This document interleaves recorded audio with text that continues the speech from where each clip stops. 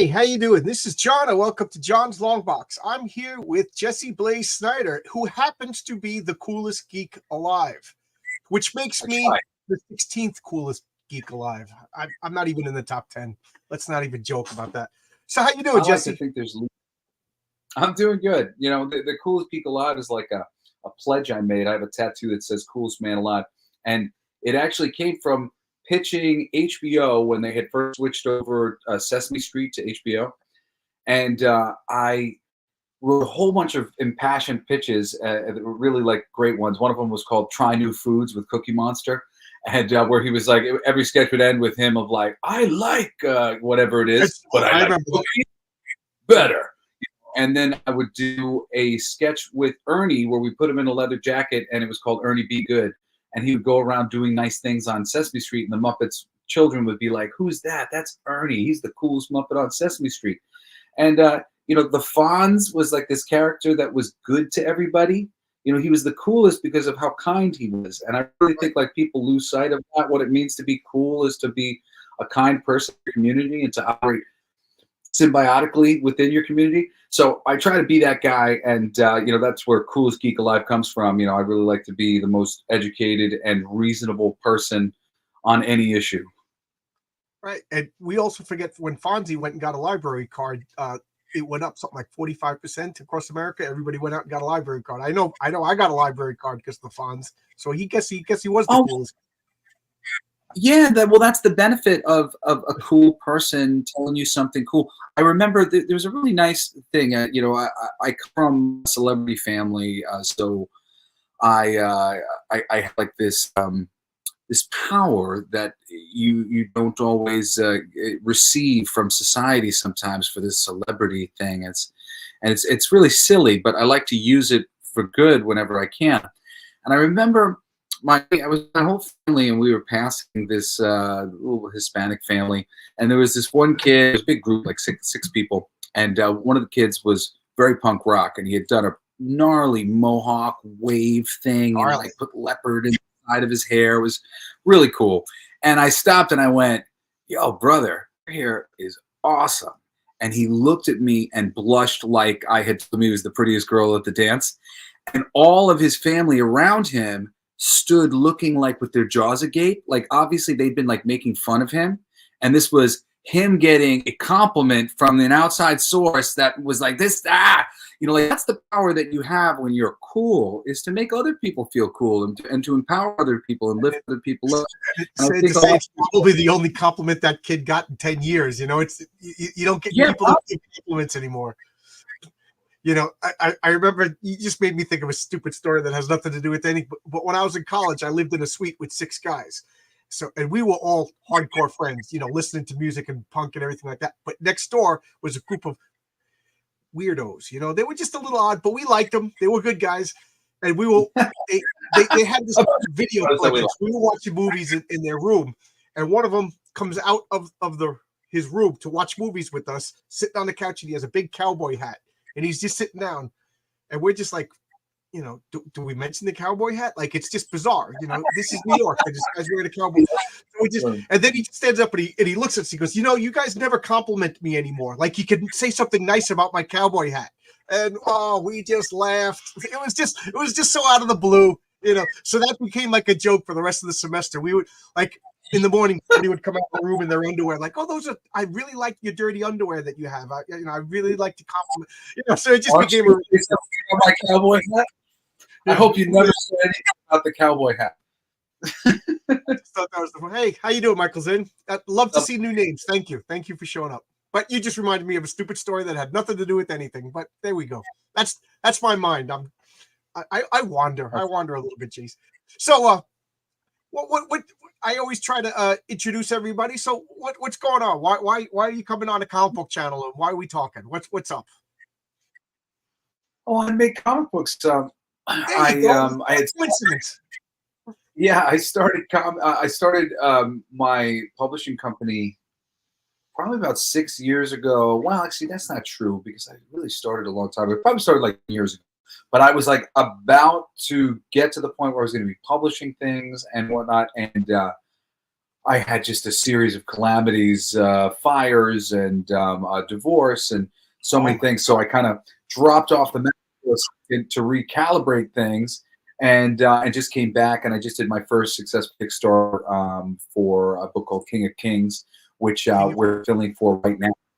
Yeah, King of Kings, is it and active right and no, no, no. I'm actually like getting it. We're printing right now and now? whatnot. Okay, But we succeeded there, and we're actually good for you. doing the second issue because most of the books have been finished. And I tried to do an Indiegogo campaign at the time, and we got shadow banned by Indiegogo. And so nobody ever saw the campaign. And I got so upset that the only people who had bid on the campaign were people that knew me personally. And I was like, what is this? Like, I'm supposed to take money from my friends and my family to live my dreams of comic book stardom? Like, this is bullshit. So I canceled the campaign midway through because I was just not happy with it because that wasn't what I wanted to do anyway. I made my money through other places. Like, comics and music have always been my passions. I've been writing comics since I was a teenager. I've written for Marvel. I've written for DC. I've written for Pixar, the Muppets. I've written for Dynamite and Heavy Metal, and I mean, really, like every company under the sun. I'm a little ADD and impatient, so oftentimes, like my energy will go to other places, and I just end up working in a lot of different places and not staying at any one place too long. It can be very frustrating. Big companies, they're they're what's the word? People getting fired and hired and shifted and rearranged, and bosses above people taking the reins of projects below them. You really end There's up no continuity, getting, is what you're saying. well, you get the short end of the stick as a creative person. So, Right. like, say I sit there and I maintain and I put together a first issue script and I jump through all these hoops for editorial, and they're like, okay, we're gonna put it up at the Marvel Summit, and I'm like, okay, great. And then when's the Marvel Summit? It's in 6 months, and I'm like, okay, 6 months goes by, and at the Marvel Summit, they find out that Blade is already claimed, in the last 3 months, not in the last 6. Yeah. And he's going to be appearing in the X-Men comic books. And this great Blade pitch that I pitched that, oh my goodness, there's so much up my butt about that damn Blade pitch. It was good. It was really freaking damn good. It deserved it. But, like, it was such a disappointment to me coming through all that. Like, we're going to do it, we're going to do it, we're going to do it. And then I literally have nothing to show for it. All this, I did all that work for nothing, all the waiting and worrying and fretting and like, well, I got something going with Marvel. It's like, if you don't have anything going, you're trying to get other things going with other companies. So that ended up becoming my MO. I was just constantly trying to get anything I could going with any company at a time, and then steering a ship for sort of a single project until they pick you and they start like choosing you for things. You end up just kind of single thing at a time. And I had such bad luck with editors getting sometimes promoted out of like being able to have the time to deal with me, but more often than not leaving the company or being fired. Like at Marvel, that was like whoosh, whoosh, whoosh, whoosh. So I moved over to DC. DC, I had like sort of What year is this? What years are we talking about? Let's see, the Dan DiDio era. Ian Sattler and DiDio were my editors. DiDio is a friend of a friend, and he and I bumped into each other at a con when I'm carrying around Marvel stuff that I had bought as rewards for myself for living my dream, getting my first work at Marvel Comics. I did 2 things at Marvel, and like I said, it was crazy. It took 2.5 years for each one of my things to come out that I did at Marvel. My Deadpool story kept getting bumped further back into the book for different editorial mandates from higher up because it wasn't important. It was just this great Deadpool short, but it was supposed to be really early in the Marvel Comics Presents book that they put out.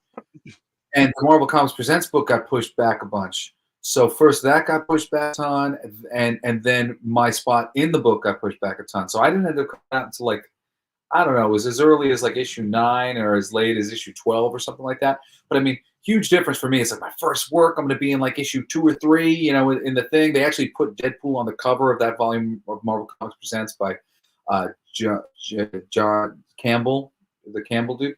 And it was because the Deadpool story was supposed to be in the early issues, and then not so much.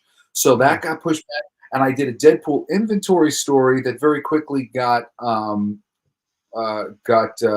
mean, that got published quicker than I imagined because it was an inventory, but it got drawn very quickly, and it took about 2.5 years before it got published with the World War Hulks or something like that event. And they changed the title in a way that really made the story, it was misleading for the story.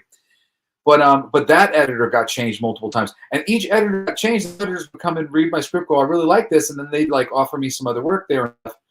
But a lot of all the things on the back end after the Hulk thing and the Marvel Presents thing never came to fruition, and everything took so long. I got tired, and then at DC, Dead Romeo, I just happened to have like a stack of some of my books that I brought here. So I'm staying with a friend. Dead Romeo 2009 is the graphic novel for Dead Romeo. So in like 2008, they reached out. DC reached out to me because of my. Basically, they thought I was a good cutesy writer for their stupid vampire romance they wanted to do. They wanted to capitalize on Twilight, and I'm a real fan. And I went, oh my God, the fans are going to hate this book. let me rejigger this into something that a fan of DC Comics like myself might actually enjoy. So I rejiggered it into this great Dante's Inferno tale. I had all of these dead villains from and vigilante kind of characters from DC's history come back to life to kill this vampire who didn't follow through with what he was supposed to do on behalf of Hell. And like Lobo was in the 9th ring of Hell because he killed his entire race. He's a treacherous bastard. And I had Jonah Hex was in there. It was very cool. First thing they made me do is remove all of the original characters. So I remove all the original characters. Not the original characters. All of the DC. All the DC. Yeah. So like DC property. Yeah, like 3 of mine were original characters, and I think I had 4 really awesome choices for DC characters to bring back to life. That would be cool. Manchester Black was another one. Some really good choices. There's a deep cut, right? How many? What did he have? Like 4 or 5 appearances, Manchester Black. Yeah, and especially at that time. But he was a fan favorite. Like he's been used more since, but at the time he had only been used and he was killed. He was dead. So I was just bringing him back as, in a certain level of hell as this mind control villain. It was very cool. They were all like rising from different areas of the world, and they all had one mission. So it was a matter of who was. Forgive my cough. There's something going on in New York. Everybody's sick. Same thing. But it was all kind of a matter of like who had died closest to him was who got to him first. So he just sort of is just being like stalked by hell through all these people, and in the end they bring all of them back, and it's a whole cool thing. But anyway, they made me pull out the characters that were the DC characters. So no Lobo, no Jonah Hex, and no Manchester Black, and a few other choice characters that I had in there. And so I create a bunch of characters. Your vampire story. Yeah, exactly. But I go in there and I'm like, all right, I'm going to make this cool. I'm going to create a bunch of really great original characters, and I do. I sub in this character called the House for Lobo, who's this leader of this biker gang that's based on a real dude who was so big he had to custom make his Harley, because it wasn't real Harley. Like you met my brother. You met my older brother. Oh yeah, this guy was called. My brother's like 6'5", and he's a big biker dude. He's just huge. Yeah, well, made a character based I'm telling people you made a character based on my brother. There we go. Okay, good. So I made a really, really cool. I made a whole bunch of really good ships. I made this Asian CIA chick who was studying mind control to replace Manchester Black. I came up with my own version of the cowboy and like a couple different things. And then they come back to me and they go, all right, we love it. We love it so much though that we really would just like it would be great if like maybe we could have you back to do a Lobo miniseries that was just like this with Lobo and Dante's Inferno and do something similar like this. But like we want this book to just be vampires against vampires. And I'm like, again, I'm thinking, the fucking audience is going to hate this. And I'm like, all right, I'm doing a couple things. And I'm like, all right, can I just keep a werewolf? I said, like, can I have a werewolf? And can I have a familiar who's from the CIA with mind control powers so I can keep my basic story structure? And they were like, yeah, okay, cool. And I should have looked at it more closely at the time, but they gutted me. And like my story really is missing something. Like there's something that's revealed at the very end of the book that basically the chick that he's trying to protect is Celestial Madonna. But I don't reveal it till the very last page. And it like, and because there were so many other things that were in the book earlier, it wasn't necessary. It was like, oh yeah, by the way, this is why. But like now that they gutted all my Dante's Inferno shit, and it had to come down to just this group of vampires. Granted, they're a group of vampires from all different areas of time. So that was like my thing of like, all right, one vampire from blaxploitation film, one vampire from the Old West, and one vampire from, you know, the Puritan times. And that was how I tried to have fun with it there. But then even there, you know, they put somebody on it who is like a journeyman at DC who unfortunately is a creative person who, you know, they're not really passionate about what they're doing. It shows in their work, and the difference between like the covers for our books, which they do our covers, are amazing, but the interiors like are not great. And I was literally told by them that they had like crammed to finish our last issue in like 3 days before San Diego because they needed to make the deadline. And I just, the whole experience just made me go, how did DC not find somebody who would be interested in this and do a good job at what it is instead of just assigning it to somebody who is just going to freaking rush it because it's not really a freaking thing. Like any number of people, like I had a page of character notes for all of these bad guys, like just describing them in great detail. They never looked at that or never got that from editorial. And they made very generic choices from the thing. Like I gave like some starting points, and my starting points were like maybe the best we got. And it's really rough. Every project that I've ever worked for in the mainstream has always been hampered on some level. You know, from Deadpool just being dug into that. You know, it's a short story, but it's really great and really kind of perfect. Me and Marco Cicchetto did it. Marco's first work at Marvel. It was my first work at Marvel, and first work in the business for both of us in American comics. And it was awesome. We knocked it out of the park. But it was in issue freaking 12 of the damn book, and the readership of those anthology books really drops off pretty quick. So I mean, so few people saw it. And then the Hulk book got put out alongside this great Ed McGuinness short story that is like beautiful looking, but the story is confusing and weird and sucks. And they raised the price because of it. And it was a reprint. So it was a reprint of this thing that they had that not a lot of people had seen. I think it was part of the Marvel Comics Presents things in an earlier issue of the book.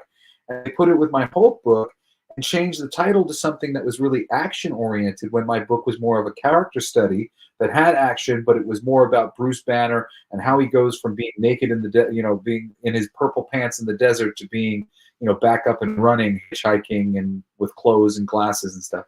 So that it was like a really good thing, and I'm really proud of that piece. That piece got me work at Dynamite and other places, but the title really killed it. And then when I went over to DC, you know, I did this amazing Batman one-shot for them. The artist knocked it out of the park. It's an April Fool's Day special. Then they did the New 52, and they couldn't release it for years and years and years. Now, like, I'm not even sure who's in charge over there to remind them, like, you've got a book that's done and really good, and it's an April Fool's Day special, and I wrote it like that so you could fucking release it at any time.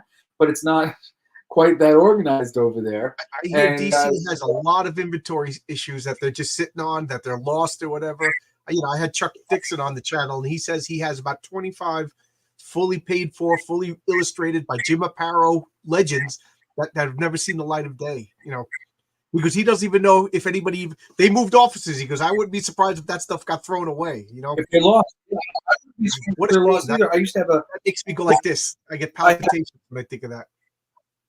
I had a book before my fire with the Batman pages in it. It's crazy. I was told he was one of the countdown artists, and I was like, oh shit, one of the countdown artists. But this motherfucker was told he was doing some Batman. it's incredible the art that he did for it. It has a total Brian Boland feel to it, and That's I high was praise. yeah, and I was aiming to please with my script. You know, I love a good short story, and I love to impress. And short stories are a really great place to impress because you know just everything has to be there in that one thing. And I thought April Fool's Day special. This is like evergreen. They can always release a Joker April Fool's Day special. So I I gave it everything I had, and I'm a voiceover actor, and I love doing the Mark Hamill Joker, you know, oh, Batman, poppycock, you know, like, so I was sitting That's there. the voice of the Joker. You know what I mean? He nails Yeah, it. exactly. For me, that will always be his voice, and That's the the voice of Batman the Joker. voice. I met what's his name, the guy who played Batman and just passed away a little while ago. Just escaping his name. Yeah. Batman, Bruce Wayne, Alfred, come to the Batcave. I met him in Geek. I told him it's one of the reasons why I was interested in going to the voiceover because I love him and Mark Hamill in the Batman animated series, and I was like, it'd be cool if I could do something like that one day. Batman Which the I've done. Animated Series is perhaps the best superhero cartoon of all time, if you ask me.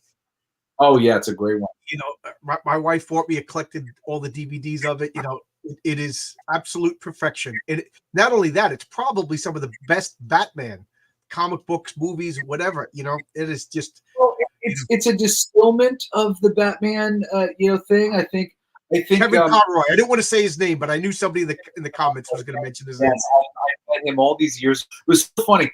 Like they're so racist in Hollywood and all casting and whatnot. So I had this one casting that was so funny because I would never see black people when I would go on castings because it was very segregated back in the day, and I'm glad that it's not so much anymore. Now though, it's definitely like a onslaught of they never know what they're looking for because it's always open to everybody. More diversity is definitely a good idea, but they should figure out pick and choose and so they can narrow things down because it's crazy how big their casting calls have gotten. But I remember I went to this one casting call, and it was for this Lion King kind of thing. It was Lion King on Broadway, I think. And they were looking for a James Earl Jones kind of type voice. And I had this big rock voice, so I could do a "Come see Lion King on Broadway," and me and all of these black guys who I'd never seen before, because generally speaking, I guess I was only being sent out on the white guy auditions. And now it was one where it was a very specific deep voice they were looking for, and I fit. And I look over to my right, and there's one other white man, and it is Kevin Conroy. And I'm like, oh, fuck yes! And for me, it was like a real you're doing it, Peter, because I was inspired by him to get into voiceover, and here I am doing a voiceover audition that Kevin Conroy himself is auditioning for. I'm alongside him. And if you lose to Kevin Conroy, what are you going to say? Oh yeah, no, absolutely. What are you going to say? Yeah, I was people just thrilled to. Like, I lost. Kevin Conroy got it, and you're going to be like, yeah, well, Yeah, he was very nice. We just spoke a little bit, and about a few different things, and he's got that great deep voice. Oh yeah. Well, thank you very much. I really appreciate that. Thank you. But nice to meet you, Jesse. So it was very, very cool to sit with him, and just it was the only time I ever got to meet him, and I'm so glad that happened because I would have felt like I had missed out if he had passed away and I had never gotten to meet him. Yeah, he's perfect. He is the voice of Batman. That cartoon, I think, is there's a word escaping me, but to me, that is the epitome of Batman. That's Mark Hamill's the Joker's voice. Even Ephraim, what's his name? The actor who played Alfred. That's Alfred's voice. That's going to drive me nuts. Yeah. No, it's so locked into the Zeitgeist, and I've been so glad to see them bring it forward with the Arkham Asylum video games. I don't know if you've ever had a chance to play those games. They are so I know great. People get shocked when I say this. I don't play video games. Dude, it's the best. It's the closest we've had to a Batman movie is the stupid Arkham Asylum games. And I know you feel that way about the because the thing about the animated series is it just kind of pulls the punch on Batman. Yeah, it just kind of pulls the punch on Batman in every way. A lot of the things that they keep doing is they just kind of skip ahead in time instead of telling those great stories that we want to see told. It's crazy. I have a company connected to my publishing company called I Don't Know Shit About Comics, and we're been just like a public service to the geek culture community to kind of educate people on how to read comics. We'll like give this test where all the answers are very obviously wrong and one is obviously right. And then we're going to be printing a pamphlet when I go around with the Killer Rabbits company, my publishing company, with alongside us so that we can give out little pamphlets of like the greatest Batman books to get started reading Batman, the greatest Spider-Man books, the greatest X-Men books, like just sort of lists of recommendations of the great shit. Go read these things and come back and join the fandom. Because I feel like so many people are a little gun shy about getting in, and the studios, the My publishers, sister, are good my about sister getting people hates in. reading comic books to her kids. She doesn't know. When you read a comic book, there's like a Z within the panel, and then there's a Z on the page. She doesn't know any of that, so she reads this and sometimes reads them out of and I get so mad at her. And then now that I'm doing this channel and I'm being more analytical, looking at comics, I see exactly what she's making. And now that I'm making my own comic, I'm trying to like, I hope my sister could read this. So as I'm like doing stuff, I'm trying to make it so that not idiot proof because that's insulting, but I'm trying to make it newbie friendly. People don't know. One of the main things, right? Like, I'm a real intellectual when it comes to like comic books. Like, I mean, like, this is my life. I love this medium. I always loved it, appreciated it. I always felt like we were living in a renaissance that people weren't appreciating. It was like, oh my God, like look at these worlds being created by these creators, like people who are month in and month out producing work. I mean, some of them, the talent level of some people in the business it's just freaking incredible.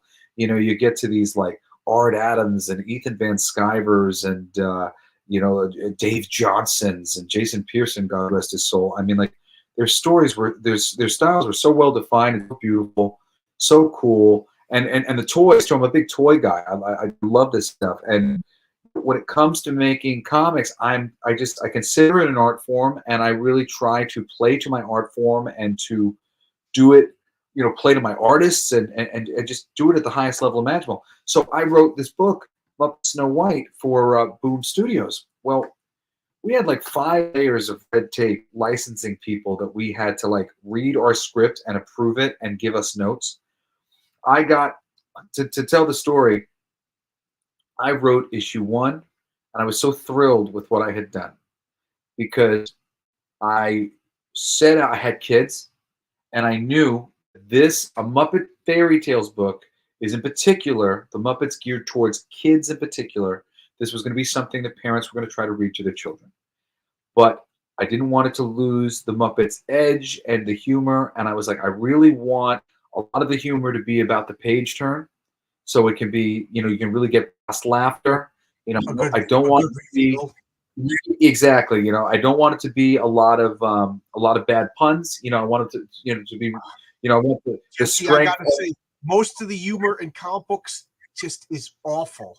So so whenever somebody says, "Oh, I got a good humor book for you to read," I'm like, life is too short. So, the Muppets too, when they're done badly, they focus on the bad puns thing. Right. And that's lazy humor. Yeah. So for me, I'm like, I really want great circumstantial humor. Situational comedy. Right. And I said the situation is Rizzo and Gonzo are narrating Muppet Snow White, and they're trying to do the original Brother Grimm fairy tale, but Rizzo keeps freaking out because the Brothers Grimm fairy tale is dark as fuck, and they keep like changing it and adjusting it, and of course, the Muppets. The Muppets don't say fuck in the comic, right? But so it's all like really like circumstantial kind of stuff where the humor is coming from, and really genuine laughs. And I mean, there is at least a good laugh on like every page. Good, that's a good issue, yeah. Not a laugh all the time, because if you try to read a book with, like, for those of you who don't have kids, you try to read a comic book with a kid that is too wordy, they start pulling at the pages to turn the page, because being part of the page turning process is like that's an exciting moment in the book. They get new art and all these things. So you really got to try to relatively briskly, because it's going to happen here or there while you're reading a book, tell the story. There's going to be some pages that are going to have a little more than that child might have like a patience for, or whatever. But in general, you just want to write with that in mind, so that that people are going to really have a nice reading experience when they get home with this book. I think that's so. good. Anyway, I don't think we're serving children in the comic book world that as much. No. You know, we're kind of forgetting about kids. You know, comics. We should be, you know, we should be getting kids reading comic books. And I say this almost every talk that I'm a big advocate of all ages comics. You know, so I think that's great that you're writing a comic parents and kids. Yeah, they're depicting sex stuff now like more graphically than they have in the past. Yeah, which I think is really weird. I mean, like, you can allude to these things and whatnot, but like, it is possible to satisfy all audiences. So why not try?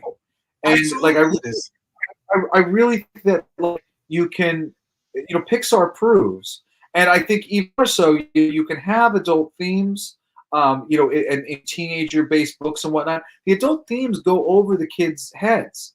And I think there's plenty of things that prove, studies and whatever else, that video games, violence, it actually helps people process violent thoughts and aggression and whatnot. It's not this huge thing where it's like, oh no, I saw violence. Cartoon violence and whatnot, it makes it a little bit more of a silly thing. The more it's superheroes on fire and whatnot, the less it's real people punching each other in the face. So, I mean, I love the way which it makes violence really fantastical and real. And I've never been really worried about showing that to my kids. We've been beating each other up for forever, but it's always fake. It's this over-the-top silliness. It becomes a joke when it's amplified to such a degree. And I think people lose sight of it. They just think violence. You're younger. I grew up watching the Three Stooges. We never poked each other in the eyes and stuff, Yeah. People are stupid. Or Warner Brothers cartoons. I grew up on Warner Brothers cartoons. I love Warner Brothers cartoons. And there's so many that they say, you can't do that now. So really? Why not? And meanwhile, there are a ton of cartoons that are taking the Warner Brothers model, and they're gross and stupid. There's this show called Larva on Netflix I watch all the time. And it's just Warner Brothers cartoons doing the thing. And my kids love it. It's fucking amazing. Tried and true is the thing. There's a foundation. If you build on the foundation, you can build on foundations in very clever ways where you don't even have to tell the audience what's going on because they know, and that you just add an additive and build from there in interesting ways that the audience is like, oh yes, how surprising and how novel. And you can't lose sight of the baseline of the creation of fiction, because the reality is there's any number of infinite places to start from. And either you're starting something completely new, or you're just like creating weird homogenized kind of stuff that we have right now, which is everything like becomes this new model, which is the same model, and of course it's all in the name of diversity, which the diversity is terrible. You've got actresses like Emily Blunt going, when I see strong female character, I go, no, next. No, because she sees how. I will distill what you're saying in a nutshell. It's Orwellian. It's doublespeak. When we mean diversity, it literally means the opposite. We want everything the same, controlled and predictable. That's what diversity means. You know what I mean? Look at all of the female superheroes, the female characters. They're all the same character, and then we're told that we're bad people for not enjoying the same character. Maybe if we saw that character in one movie, yeah, that was pretty cool. Now the next, make it different. I said today, it's this really unique racism that goes on in Hollywood, because let's say yesterday we had. I love this comment, by the way. America needs strong editors with taste. Yeah, yeah, absolutely. And I will add to what viewitis. Oh, I just realized what that viewitis. I'll add what viewitis. They need editors who will say that's a bad idea. Start all over again. Get rid of that. I think a lot of editors hire their friends and then they're afraid to edit. The problem is most of the ideas come from editorial. So they don't know the bad ideas because they're creating the bad ideas and they're giving them to their friends to write. And that's why somebody like Will Pfeiffer. You might be right. Yeah, I didn't think of that. That's why somebody like Will Pfeiffer, who's an incredible writer, in a mini-series called Amazon Attacks. And it was awful, but it wasn't awful because Will, I'm sure, it was a terrible concept. And people hated that Amazon Attacks thing for all sorts of reasons, but it wasn't really because of Will being a terrible writer. He was given an awful premise to work on. Meanwhile, there were other things that Will had done that were incredible. His Dial H for Hero was incredible. His short run of Aquaman was incredible. You know, and this guy was given some crappy thing. He did a good run. I forgot about that. That was a really good underrated series. Absolutely very right. underrated. Very underrated. His Dial H for Hero is great. If you want to read a good, they did collect it at some point. His Dial H for Hero is amazing, and so is his other thing. I tried to bring him into the Dynamite Chaos Comics thing at some point to do a Chastity book when I was working on Evil Ernie. So let's talk this. So you it seems like your mainstream comic book career wasn't very satisfying, didn't work out the way. So you went on your own then. You're making your own comics, right? My last salvo was, well, I had been getting really upset. There was a whole bunch of things that happened. One of the things that happened was when I was at Boom Studios, I watched my editor, who became and is still to this day my best friend, Sparrow, get treated very badly. He was responsible for making them a lot of money. They literally were shooting down, like it was his idea to do Darkwing Duck, and they didn't want to do it. And he was pushing for it and pushing to open up that door. And they were rushing everything out the door. And Disney was getting unhappy with things as they were, but it was not because of Aaron. It was because they were being forced to get things out without getting everything approved and blah, blah, blah, blah, blah. Disney's upset. They throw Aaron under the bus. And Aaron, like the best editor I'd ever worked with, like the most loyal and good to his people. I mean, it's so funny, like living in this world of like this diversity world or whatever, now that me and Aaron, you know, aren't really in, but Aaron had the most diverse staff of any editor that I had ever worked with. He's a white guy, but I'm working with, you know, with David Rodriguez, Erica Chiriquez and David Rodriguez and Andrew Dahlhaus and Darren Bennett. I'm a firm believer that if you hire on merit, and if you know, especially in talent, if you hire on merit and you want to get the best artist, you want to get the best writer, and you want the best inker and colors, blah blah blah, that will become naturally diverse. You know, when you are, you know, when you are doing, you know, whatever, selecting people based on, first off, you're not going to get the best talented, and then it's all artificial. But you know, if you want to get the, you're gonna get. I don't know. I'm gonna say things that I'm gonna regret saying, but you know what I mean. If I want to get the best baseball team in the world, I'm gonna get the best players, and they're not going to be all Chinese. They're not going to be all Jamaicans. They're going to be all over the world. I'm 100% with you.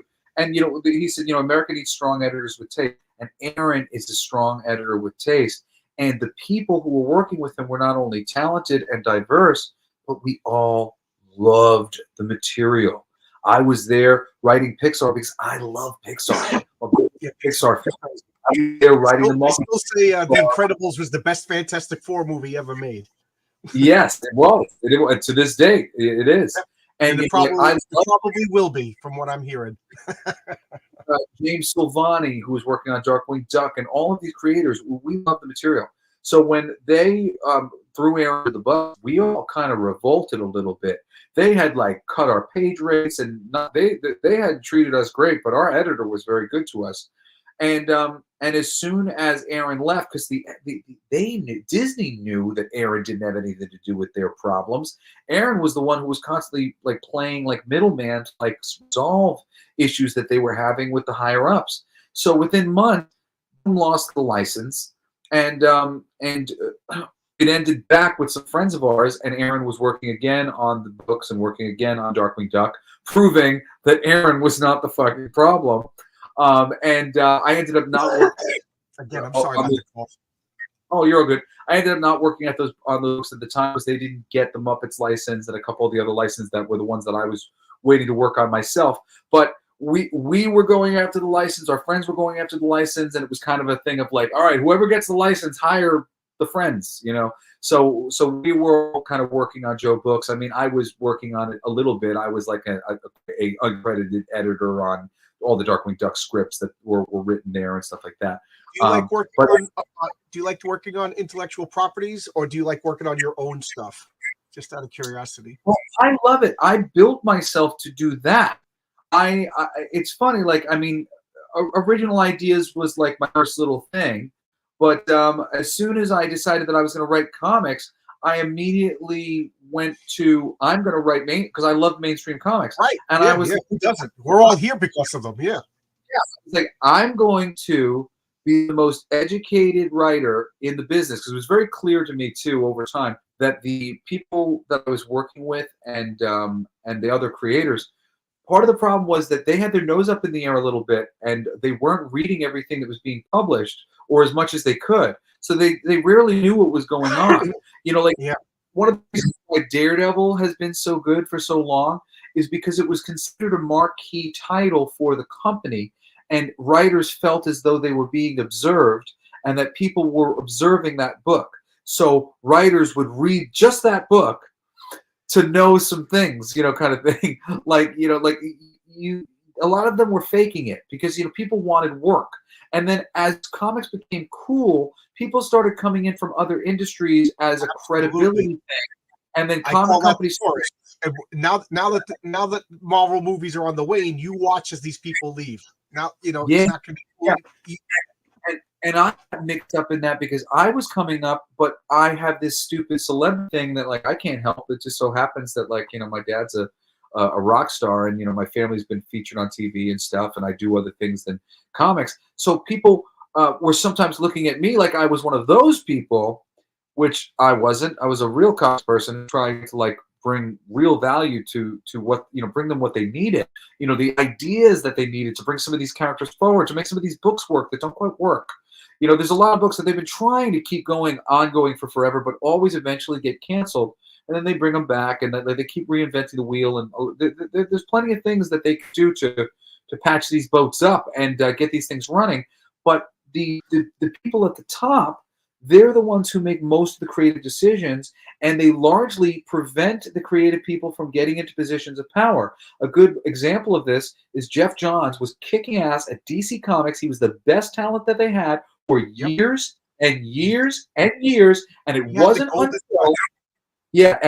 until he went over to Marvel and did an Avengers run, and then DC went, hey, why don't we give you an exclusive writing deal? Why don't we make a big deal about your work? And why don't we promote all your things? And actually, freaking Jeff Johns was worse for it. At the moment freaking DC noticed him and noticed how good his work was, his work got worse because he started being the person who was assigned things to write that weren't good ideas, like the New 52 Justice League, which was the worst thing he ever wrote, or the Barry Allen comes back flat. The New 52 is where I stopped with DC. That was my end point. Yes, I read all the first issues, and that was basically it. You know, and that Flash Rebirth thing when he brought Barry Allen back, which ruined very bad idea. It was so many reasons why that was not a fucking good idea. I'm not a fan of any character coming back from the dead. Like, don't kill off a character unless you're willing to kill off the character. Unless you are going to bring them back as a bad guy. No, unless your name is Phoenix, you can't come back from the dead. There are ways to do it that are good, but to bring Barry Allen back, he pushes to aside. He pushes Wally aside. To bring Barry back as a tragic bad guy somehow, and he's mindless, and he's been like, you know, there's stories that you could tell that could be interesting because Wally's now in a jam. It's stuff that enriches Wally. Anything that enriches Wally is awesome. When it comes to the freaking badass bitch trope in all of these movies, right? The only one that I really love in the Marvels, you know, the MCU, is the Wasp. And the reason why I like the Wasp is because she's a great counter to Scott Lang. Scott Lang is a macho dude. He's a bit of a softer guy. He's a dad. She's this tough, had to raise herself, look after herself, whatever, self-made, super smart. He's a bit of a dullard, but he's clever.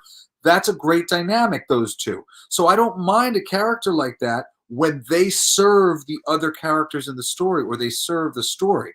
And as long as you're operating like that, you're great. But these people think you can just mix and match and take this person out, this person in, and it's not going to matter. Like, no, man. Like, there are dynamics in comics that have been set up over years and years and years, and these characters have been developed very precisely because they're alongside other characters always. So the Flash can't be Superman. You know, Barry Allen was killed because he was too much like freaking Superman and Batman. He was just like a little bit of Batman, a little bit of Superman. So they killed him and brought in Wally, and the stories became wonderful when they revolved around him honoring his uncle. I want to honor this legacy. Everybody knows about honoring a family legacy, something that means such a deal. Wally wasn't as powerful, you know, so you could tell, if you remember the Mike Baron early flashes with Wally, he could only run like so fast, and he had to eat. He was always eating to keep the calories up. You know, it gave him nice.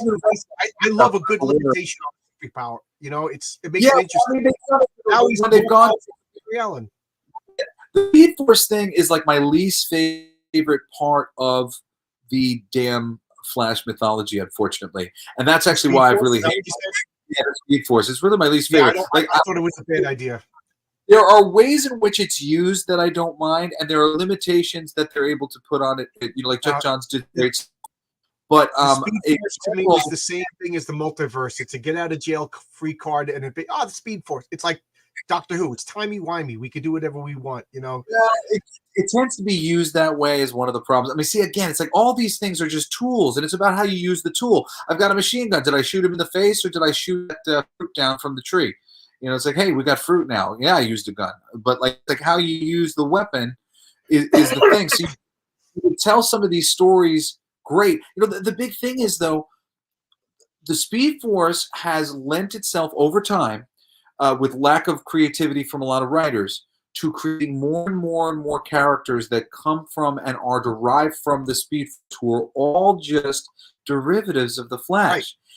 Flash has the best fucking rogues gallery in comics, and it's not being utilized properly. I mean, like, I agree with you there. When there's too many multiple copies of the hero, what good is the hero? Like, it's exactly. You know, I don't like anybody can be Spider-Man. Well, that means there's nothing special. You know, to quote the Incredibles, if everybody's special, then nobody's special. You know, exactly. I mean, I don't mind the Flash family, and I don't mind it when it's handled well. And sometimes it's been handled very well. Jeff Johns has handled really well much time. But I'm a Jeff Johns fanboy. There's you know. But the moment it's not being handled well, it's I'm a huge Jeff Johns fanboy. He's written some of my favorite comics ever. His JSA, I actually really like. I love his independent series at Image. The one, Geiger's great. Yeah, Geiger is so good. His Flash, some of my favorite. I loved his Avengers run, Stars and Stripes. And there's so many fun books that he's written over there. His Hawkman run was great.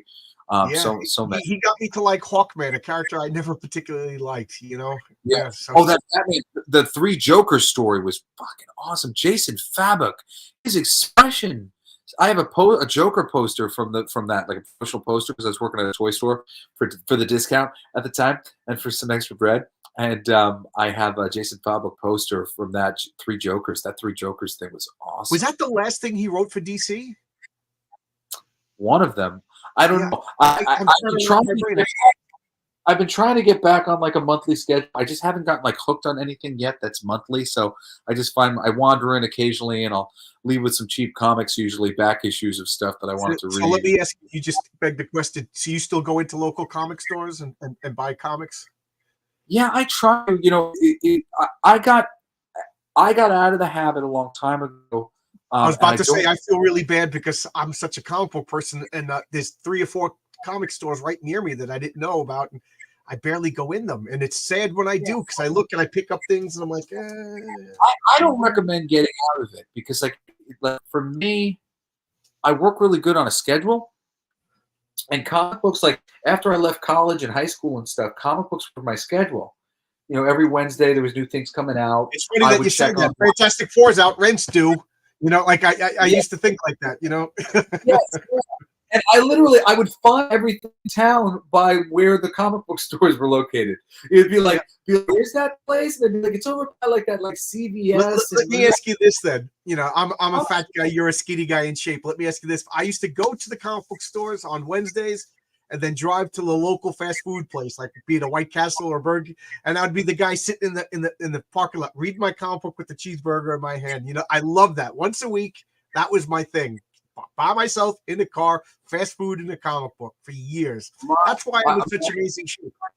My parents are pretty healthful people, so I was raised on trying to avoid the fast food when possible. So relatively small on fast food front, but on the comics front, I mean, you know, I brought comics everywhere I went. You know, like I was constantly doing voiceover auditions in the city and hosting auditions in the city. So I'd always be on the train. So I used to have a backpack filled with comics, and I would generally have like a dozen or so comics and a graphic novel just in case I got stuck anywhere or whatever.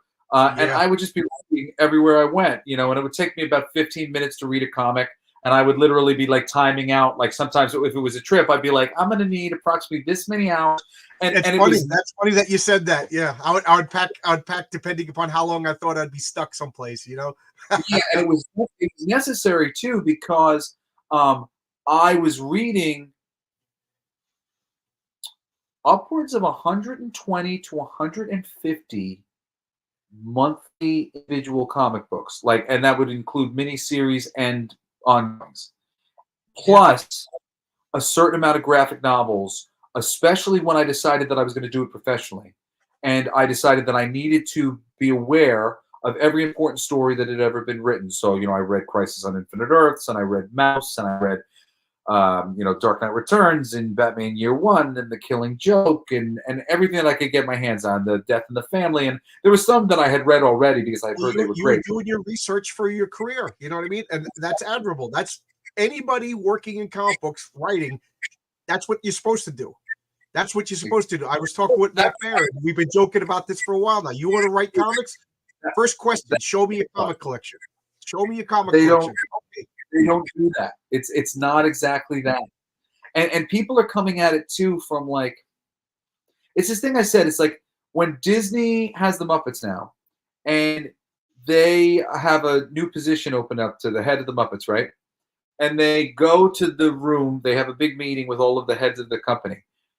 They say something along the lines of, we have this new position that's opened up with the Muppets. Who's interested? And not who here knows a lot about the Muppets and cares about that property and thinks that they could do a good job shepherding this property. Right. It's who wants the job? And who wants the job? Everybody wants the job. Everybody wants the job. Who's got bills to? Why don't they just ask who's got bills to pay? Because every hand's going to go up. And I don't blame the people for putting their hand up. It's a job, you know. Exactly, and that's a bit of the problem. Like you said, the bosses are asking the wrong questions, or their priorities are in the wrong spot. Well, I think we've lost a lot of the reverence, and I think a lot of the cool people, like, you know, I'm one of these cool people in comics, but I'm a little bit more balanced and less damaged by these things, probably because I'm a white male. But I am sitting here.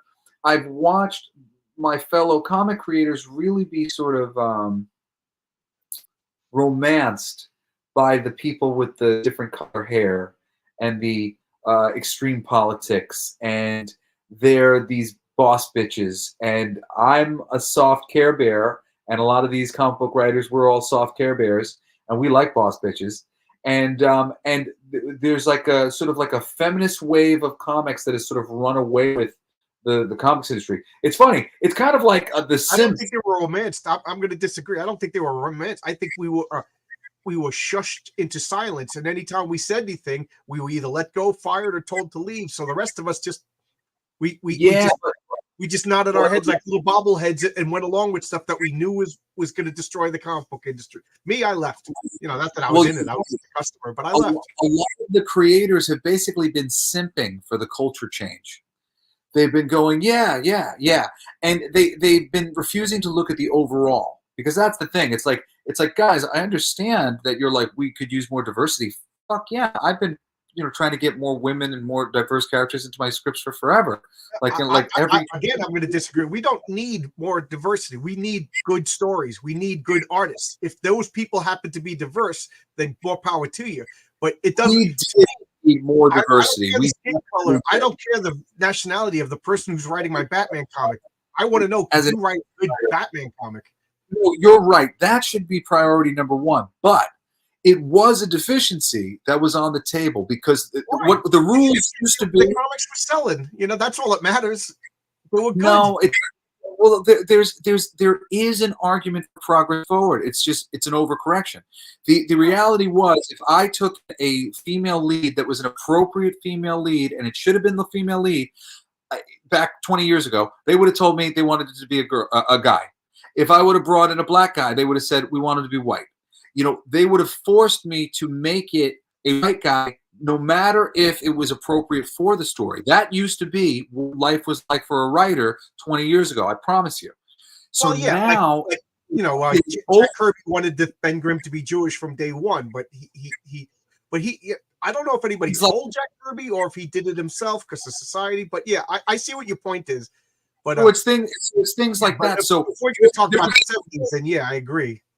Yeah, there was a certain amount of being held back, but then they overcorrected like freaking crazy, and they did the cardinal sin, which is they just started changing everybody, which is like the chat is asking, do they really have done it? Yeah, both of us. Even though Jesse and I kind of slightly disagree, we'll both say that yes, they weren't going to have a Latino Peter Parker back in 1963. Let's be realistic. Yeah. People like. Famously, Avi Arad or whatever, one of the heads of the Marvel thing, he was a barrier in the way of a Black Widow movie and of a Black Panther movie, which I would have told you would be a successful thing there. Again, what you're talking about, the good story is a thing. We're interested in those characters. It'll be a success, but they don't think like that. They think very superficially. So when they go from one switch to another, it switches back. And there's all requirements the other way, and a floodgate is opened in the other way. It was just a bit stifled. That's what created all of the feelings that other side has. And I think just sometimes this is the thing when we have this conversation, the one side doesn't want to admit the other side's thing. They did have a point. It's not you and I who did that to them. And there was plenty of representation in things like the X-Men and whatnot. But there was a stifling of representation if you went in there with I'm trying to think when the new X-Men was like. I remember being in third or fourth grade looking at the X-Men going like, wow, this guy's an atheist. I thought that was amazing. Because I never, I love the X-Men. Thought that superheroes had religions or lack of. I remember Nightcrawler and Colossus were talking about their religious faith in the X-Men annual when they went to Fake Hell, and I just remember as a little kid reading this, thinking, "Wow, this is interesting. This is really cool." And I started writing comic book scripts, and I remember specifically because of Chris Claremont going, "This guy's going to be Jewish," and. I made it the Burger King Kings Club. Everybody had perfect, there was one religion and stuff. But you know what I mean? I never would have thought of that if not for Chris Claremont and his X-Men, what was that? I'm trying to think. Was that like 76, 78? So that was the turning point. So yeah, you got a point. In 1963, Superman wasn't going to be a Jewish kid from, whatever that Siegel and Schuster wanted. He had to be a white. He basically is. And I mean, that's the thing. Yeah. Even though he basically is, I said, but all those things are the little ways in which the culture was held back a bit from growing. No, it is when it's thought of that way. What needed to happen was so this is the thing. What you just said, John Miller, you're right. Right, diversity and inclusion is detrimental to good writing. You know what also is blocking diversity and inclusion. It's a hindrance to good writing. That was the business before. We haven't had a perfect business. The business before was they were hindering diversity and inclusion, which was a hindrance to good writing because there was a lot of characters that had interesting stories that you could tell because of some of the background, whatever it might be. And no, that's not going to sell. That's not whatever. A lot of things weren't being tried. So it was a barrier that existed. That door should have just been opened. And if they wanted to try, to Right. get some more diversity and inclusion, Well, they should have tried it with a number of characters. They should have tried this character and tried that character. And first off, I got two responses to what you're saying. Yes, open up the door, and now from now on, going forward, if you want to make a black character, make a black character. If you want to make a woman character, make a woman. But don't change what already exists. You know, Peter Parker is Spider-Man, Donald Blake is Thor. These characters, I got no problems with new characters. And then second, their supporting characters on it. New characters. Right. And if you're setting a story in ancient Japan, or if you're setting a story in Vikings, there's going to be no diversity because yes, and keep it historical. Keep it historical. Don't let us forget our history. Unless it's some sort of fantastical thing that, you know, with magic or whatever. Like The Witcher didn't bother me because first off, I didn't really know the world, and second off, they seemed like they were all over the place. But like if you're making a historical set in the Viking world, and then you can have a black woman be one of the jarls, that just takes me out of the show. You know, that's just ridiculous for the sake of ridiculousness. There's internal logic. You know, historical things from comics have made me go back and read history books. You know, it's like when that stuff's done right, you know, I always try to be like, what's the takeaway from every book that I do? You know, Dead Romeo was supposed to be Dante's Inferno. I was going to kind of teach everybody a little bit about Dante's Inferno, which is a really cool classic story. And like, you know, by having some of these elements in there, and I was gonna provide them with a chance to see a bunch of characters who were dead that they weren't previously seeing. You know, granted, all those elements got stripped out of my book, but you know, you need to be playing to an audience. I think a lot of people are like servicing themselves these days. And I don't get that at all. Everybody that I ever like worship. Who is your self-insert in the story then? In Dead Romeo, who is Jesse Snider represented by? And right, isn't that you pick up the X-Men now? It's the writer 9 times. She made up. You know, it's funny. All of them are her. What are the odds? It's funny because Dead Romeo is a weird one because like to some degree it like seems like a self. It seems like a self-insert because they say write what you know, and I actually made him a musician, and I'm a musician too. Because I knew about that, and mostly because I wanted to put him in a cool costume. I didn't want him to be like just like a dude in clothes, and like it's comic books. Like we have to go good visual. So I literally chose it just so I could put him in a cool like outfit, and so like you know his background was something I understood. But and then too, you know, you have to write about love every time you have to write about love, and that is an annoying thing. Every time you have to write about love, you ultimately do end up having to pull from your thing. So there's definitely a little bit of that stuff in there, but I would not call him a self-insert in any way. I was just joking anyway. I was just you know. No, but it's interesting that you said that because I'm like, oh wow, interesting. Because I had said that I've never written a self-insert before, and I haven't because I didn't think of him as a self-insert. It just so happened there was a couple attributes that we all pull from our lives. You know, like yeah. I got like 10 superhero characters, and every one of them I recognize something of myself in all of them. You can't help it. It's kind of you know, I never claim to be Alan Moore or Grant Morrison. I'm not at that level, and I'll never be. You know. Yeah, I definitely still. He's a great one to study. He's very good at the less is more. And, I mean, no, Grant Morrison. Yeah. I've always read my life. You know, Grant Morrison changed my life too. Grant Morrison, I think, is incredible. Alan Moore, I've always read his work and thought, this guy is really up his ass. Well, Alan? Alan, yeah. But, yeah. I mean, a lot of Alan's work is great. I mean, I'm a huge fan of Killing. I love Alan warts and all, you know. Yeah, hey, Alan, come on my channel. I would love to talk to you. Yeah, I love a lot of Alan's stuff. I mean, I've studied his work very closely. And, you know, for me, I always try to take an elegant approach to all my work. I try to write as little as possible because it's an artistic medium. So I don't especially go out of my way to like busy things with my pontificating. And that's just I have. What I was thinking about today. Yeah. I was reading Will Eisner, and one of the things he was talking about timing and comic. He says a comic panel, the time is weird within a comic panel. He goes, but you have an action, like somebody says something and a reaction. And then if you feel like the person's going to react to the reaction, that's a panel, that's another panel. So I've been thinking about that a lot. And, you know, I've been writing my scripts and I'm trying to keep that timing. Like, hey, Jesse, how you doing? And then Jesse goes, I'm fine, John. How are you? And if my response is, I'm not feeling too good. I'm not feeling too good is the next panel. You know what I mean? So it Yeah. keeps it.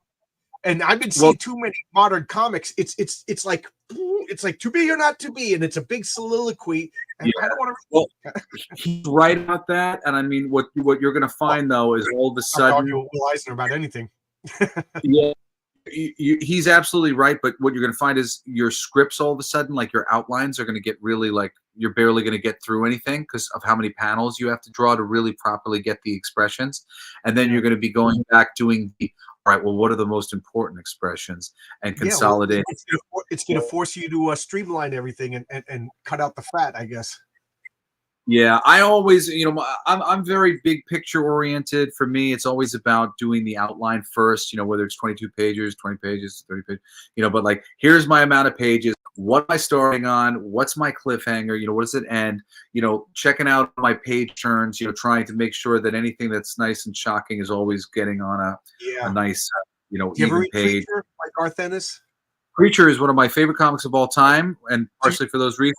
And Savage Dragon is a great course in really great book reading and pacing. I'm going to say I forget what issue of Preacher it was, but you've got to remember when they're interrogating one of the prisoners, and there's a asbestos agent in the room, and and the guy's being interrogated, and he's paralyzed, and he's like, "Look at me, look at me, look at me," and then he tells him, "Turn around," and when he turns around, you flip the page, and the other guy's literally eating his hand because he has no feelings, and that's the page flip.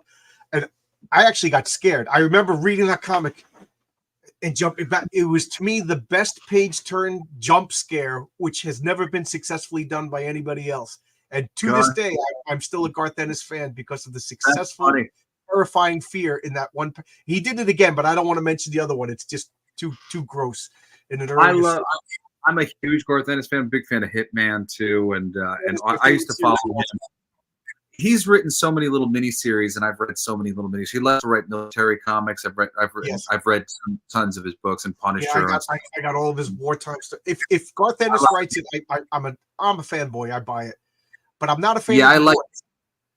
It's funny. The Boys was the only. I was about to say the exact same thing. I was going to say The Boys is the only comic he ever wrote that I didn't like, but I liked the show. I don't even want to watch the show. It's too dark. I'm sorry, but I like superheroes to be good guys, and I don't want to spoil anything about the Boys because I read the comics. But there are no very good dark. The Boys show works in all the ways that the Boys comic didn't work. He was like standing on a soap opera with that one. It was that one of those books was very overwritten for him. He just way too much Garth Ennis in that book. Even though I love Garth. But it's funny. He wrote that he hates superheroes. How funny is that? I'm going to write a story of something that I hate, and it's going to be my most famous thing. My moment that I really remember when I was on the train, and I remember it was like the last Brian Michael Bendis thing that I ever read, and it was the Siege miniseries, because I was a big fan of Michael Avon Oeming's Ares miniseries that he had written. It was really good. Awesome. I was hoping it was awesome, and I was hoping they were going to do more with Ares. And when I turned the page and the Sentry ripped Ares in half, I jumped out of my seat. I was like, "What? No! I love him. No!" Yeah. That talk about revamping a character. I think there was 2 or maybe 3 3-issue Ares series. They were awesome. Ruined the story and he killed Ares. I was really mad. That was actually kind of like my thing. Paul Jenkins introducing the Sentry was very cool. I don't know if you read that Sentry. I think the Sentry. Yes, I read that. And to me, my way of thinking, that was the last great new Marvel character. And yeah, I love the way his powers. He has mental problems, and then they introduced it as a hoax. And I'm like, I'm pretty good with Marvel history, and I don't know who these people are that they're making up to, So I knew something was up, and then Stan Lee was in on the hoax, and then I remember people getting mad, and I was like, no, this was brilliant. No, and better than that was the relationships to the characters. His relationship to Peter Parker was awesome. Teaching Angel how to fly. He was the only one. Was that just him messing with them? Well, I don't like any of that shit now. I don't like that. That shit came afterwards. Like, it was a but did he? But it was there to be real. And him being Mr. Fantastic's best friend. And like all those things. And I know people. The Hulk was calm whenever he was around.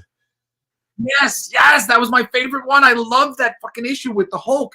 I love the Sentry. And then when Brian Michael Bendis brought him back as just like a freaking asshole, I was really upset. Well, he brought him back because he's schizophrenic and he has these ultimate powers. So did he? Still a great character. I like the That's one of my things is when they create a new character and then retroactively say he was the coolest. Like the Blue Marvel came out around the same time. And I know everybody's going to say, you just don't like him because he's black. No, I don't like him because they created him and then told us he was the greatest superhero of all time. But he just sat around and did nothing.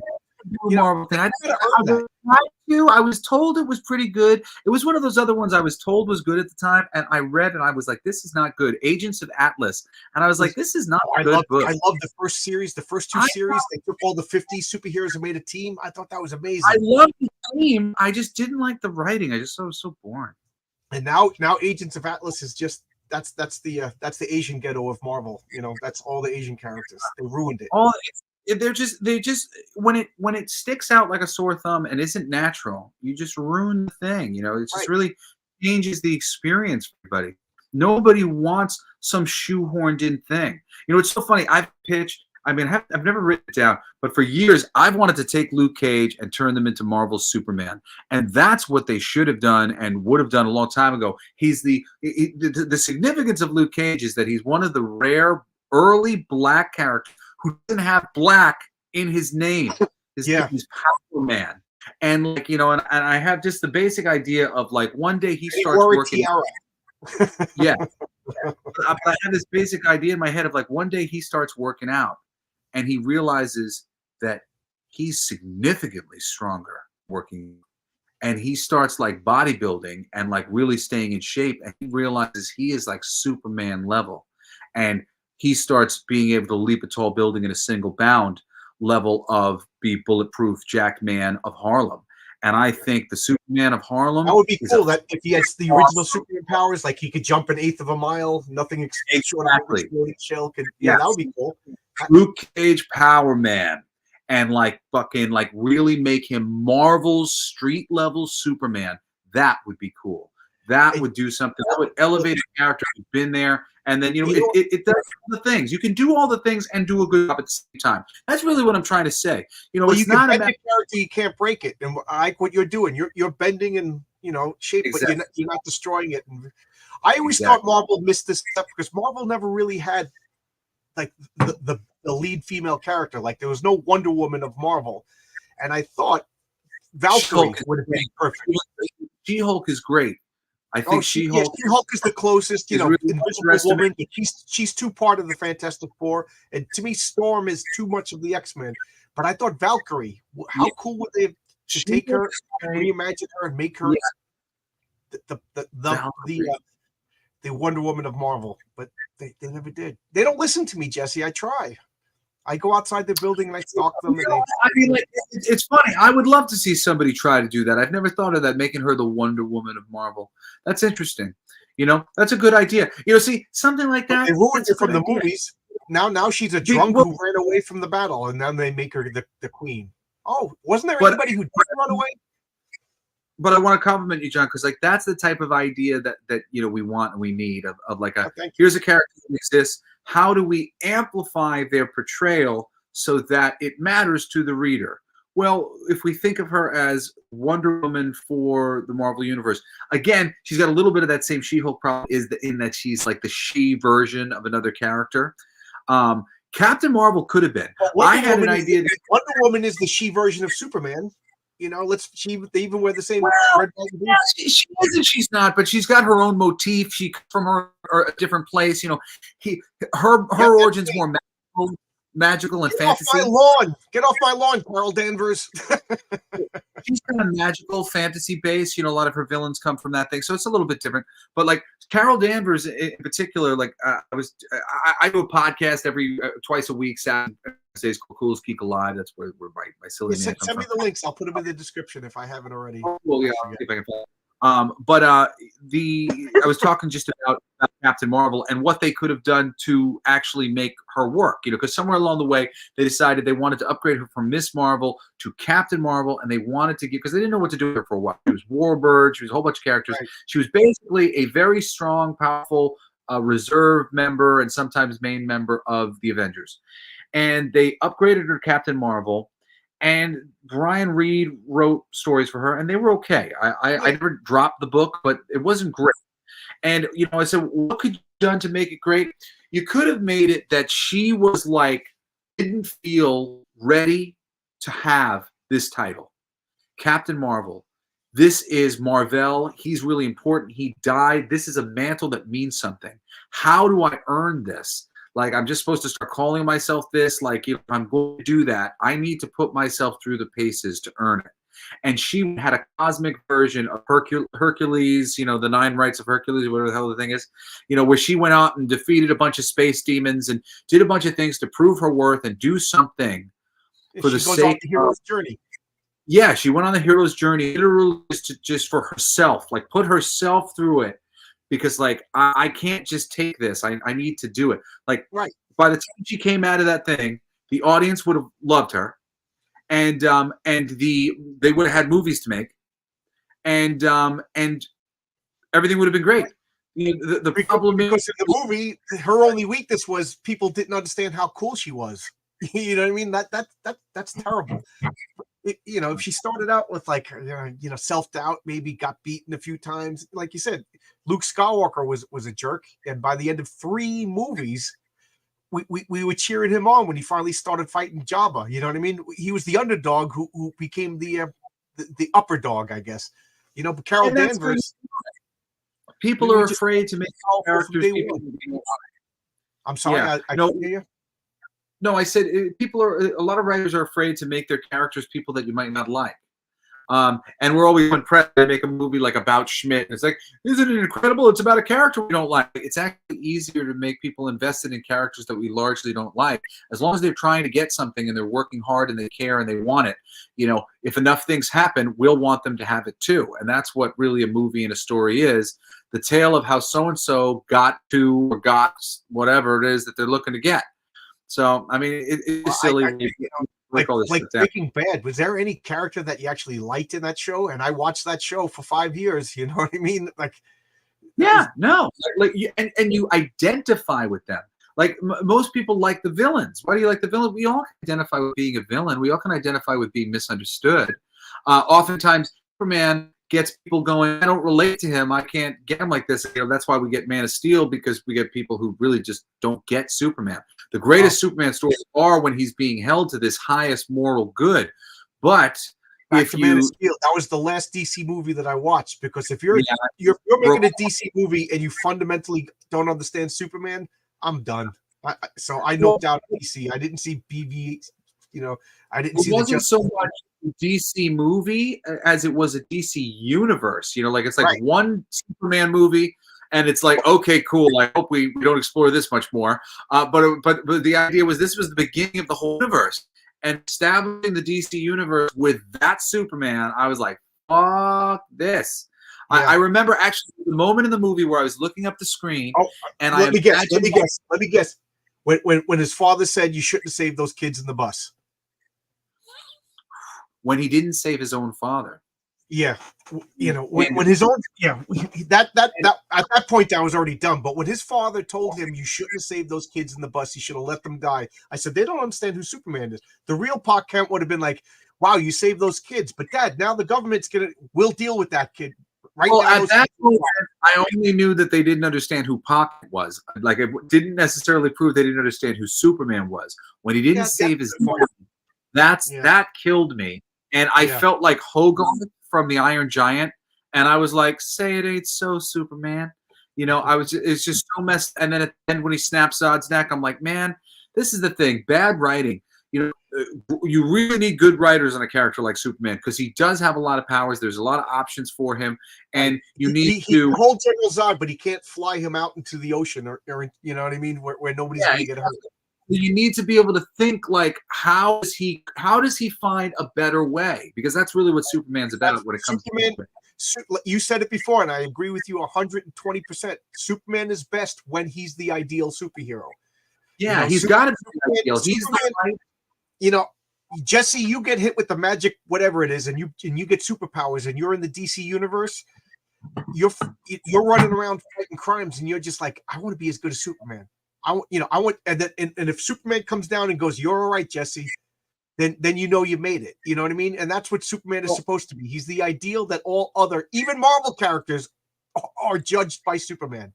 It's the way it should be. And I think the Justice League, as written by Grant Morrison, is one of the most functional teams. You've got Batman and Superman, who are the originators, the light and the darkness within this side of superheroing. Then you've got Wally West Superman, Wally West Flash, who is attempting to live up to the mantle of the thing. And you've got either a John Stewart Green Lantern or a Kyle Rayner Green Lantern, who are new on the block, but have been given this a very big responsibility and are here to provide the thing. Like, this is great. These are great dynamics. Like, if one is too much like the other, and Warner Brothers has this tendency to make everybody like Batman because Batman's really popular. So make them like Batman. Batman sells, kid. Make more Batmans. Yeah. That's Hollywood. That is not the recipe. The recipe is make them definitively who they are. Then juxtapose them against things that are definitively different than they are in either really severe ways or subtle ways that are kind of adjacent to them, and demonstrate their differences by playing these characters off against each other who are not same. But what happens is when they go now, like say you take 9 characters, right? And now when they were all white characters, the idea was all these characters are too similar, so we got to make them all really well defined. What happened was, well, let's make one of them black character. Do we have to really well define the black character? No, he's the black character. Okay, do we have to make this Spanish character? Well, no, he's the Hispanic character. Oh, look at the black character and the girl, and we got the lesbian, we got the gay guy. So actually, the diversity inclusion that we're getting is the shittiest version of diversity inclusion imaginable, because it's actually yanked from all the stories that were being put into all the characters to make us care about them, because they think it's enough for them to just be black, or for them to just be gay, or them to be gay and black. I mean, it's like they're a little creative, mix and match a little. Because the white guys have the freedom to have developed stories, and all the other guys, it's just enough to be diverse. You know, it's really low expectations, and it's, you know, but what do I know? Yeah, low expectations is a huge part of it. No, you're absolutely right, John. Low expectations of these people at the top in Hollywood who had their nose up in the air about comics in the first place, have never read them in the first place, and think that they're supposed to be crap. So they make crappy things. They're like, oh, cool, look, a comic book movie. Thing. And we're like, no, you haven't made the thing. They're way better than this. What the fuck have you been reading? Oh, I haven't been reading anything. I thought they were just crappy. That's the problem. I like Johnny Slackshin's question. As you get older, do you find that you need a great Superman more than you want a great Batman? Absolutely, Superman. Absolutely, because your ego gets so bad about it anymore, like that you're not as good as him, and instead you want to like aspire to be more that man who is like able Batman. to. Yeah. I love Batman. I love Superman. I love Batman, but I want there to be a Superman movie, like when, and I said this a million times, but like, even if you do it, okay, we're just pretending, we're starting all over again. Superman's landing in Metropolis for the first time because the airplane's crashing. We always have that. But when Superman lands in that baseball field with that airplane land for the very first time, everybody in the stadium just goes, that guy's great. Who is that? Oh my God, I want to know about him. And then Perry White points to Lois and goes, find out about him. You know, they don't know who he is. They know nothing about him, but they all love him instantly. That's Superman. Superman inspires loyalty and brings out the best in us. And when Superman, then that's the whole point of Kingdom Come. Superman retired. So all the other superheroes, they became jerks, and then Superman shows up. It was kind of like, oh, the principal's in the classroom. We got to behave. We got to, he was the moral guidance, and that's what Superman's supposed to be. Batman is supposed to be the guy who does the stuff that Superman can't do, because Superman's what if Superman wasn't white? Well, then he's not white, but Superman is white. You know what I mean? Like, that's a different character. They're making a joke. But yeah, there's a purity, and it's so funny because there's Icon, who is a well regarded, beloved character that DC's just threw him in the garbage. Read those Milestone comics. Oh yeah, those things are great. I love those. I mean, the fact that they don't have an ongoing Static Shock book, I think, is fucking ridiculous. I mean, Yes, they should have started that long ago. He should have been in the universe, and like it took them so long to add him into the universe. They're so stupid. All their now, diversity and all this. I wonder, is that because he's not owned by DC? Does the who, I can't remember who created him, but might have DC been some things like that. He's partially owned by the characters from the Miles Comics thing, like because they made a deal. So I think that might be holding him back. It might, but it's just very stupid behavior on their part because he's exactly what they're looking for. He hit with the fans. You know, it was like taking Cyborg and putting him on the Justice League was so tone deaf. Cyborg had already hit with the fans on Teen Titans and all these animated cartoons. We were waiting to see him in a movie with the Titans. Meanwhile, Jon Stewart had already hit with the fans in the Justice League cartoon. He was the black character that you should have put in the fucking like. They're stupid. They don't do their own stash, so they don't know what it is and what it's doing to people. That's really the big problem. And I mean, that's why now, like you asked me this question, this brings it all around. Maybe this is a good place to end on. You know, it became a frustrating thing that I was working so hard to do great things for them, and they were like getting in my way of me like giving them gold.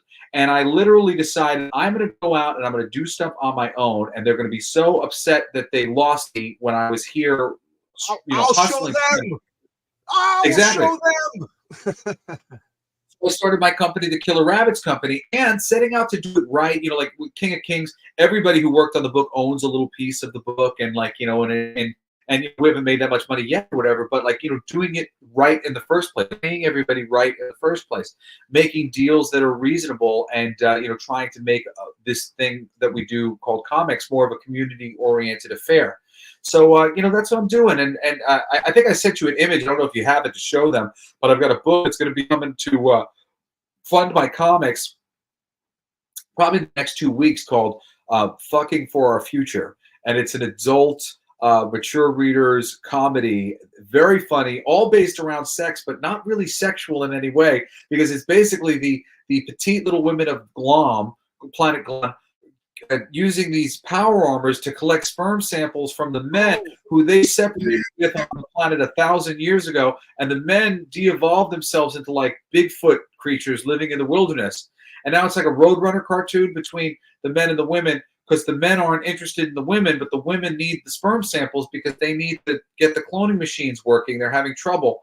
So they're trying to save the human race, but the men just aren't having it. Should be interesting. It should be. It is interesting. It's the most fun I've ever had working on a book, and I did it just to play to the market because there's a big market for these nude books. Yeah, it's going live in 2 weeks on Fund My Comic, and then it'll go on to Kickstarter a little bit after that. Well, I'm glad you brought up please do. That's run by Luke, who's going to be on my channel on Friday. We're going to talk about Fund My Comic.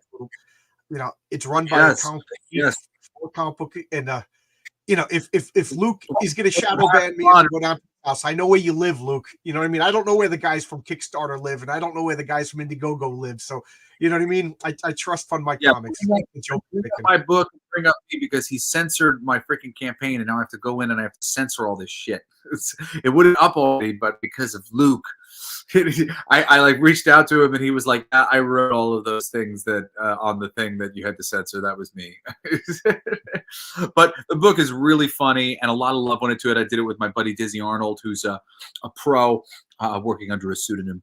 And we're just kicking ass and taking names. And I've got like a string of books that we're going to be making. And next, bunch of years, my plan is to be touring conventions, playing concerts at night, and selling books during the day. And I'm slowly mounting more and more. You know, Image Comics had put out our Blacklight District 6 issues book. I just did a reprint of it that some people are getting in the campaign that we did for King of Kings. Oh, cool. And I did the Mythic Legion's art book for Four Horsemen Studios for their toy line a few years ago. We're going to be reprinting that and going to the Mythic Legions Con next year. So the Killer Rabbits Company will be coming to your town soon enough, and a lot of books to come, and a lot of really fun stuff. So thank you for having me on and giving me a platform about this stuff. Yeah, come back whenever you want. You know, you got an open invite. Thank you. And thanks a lot, everybody, for hanging out with us for an hour and a half. Normally I stop these at an hour, and I didn't even realize that we were talking for an hour and a half until you said, this is a good thing to end on. I was like, oh, yeah, we've been talking for a while. it goes fast, but I got my friend waiting for me to do some work Yeah. here. So I got to have dinner and go to bed. I wake up at 4 o'clock in the morning for work. yeah, So see everybody. I Thanks enjoyed a our lot. conversation very much. Thank you Me guys all too. for being here. Thank you. Bye bye, everybody. Bye bye.